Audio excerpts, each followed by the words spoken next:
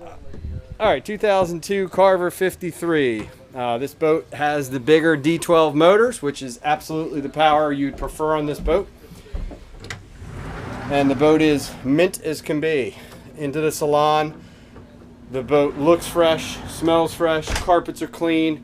It is an original owner boat that's been captain maintained since day one. So everything on this boat has got records and a captain who's been with it from the start, for a seller that pretty much spared no expense. Wanted the boat right when he used it, and you won't find one cleaner. So the 53 Carver has a big master, full-size washer and dryer, split head and shower,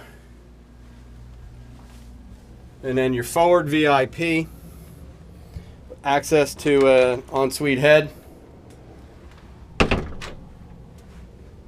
and third stateroom is over under bunks.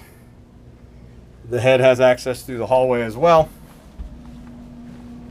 This boat has a hardtop, which was only offered starting in 2002, and really makes this area, provide shade, a lot less canvas to deal with, a lot less rattles. Hardtop option, very rare to find. D12 option, very rare to find. The boat's waxed, ready to go. Again, if you're a 53 buyer, you will not find one nicer. Come take a look.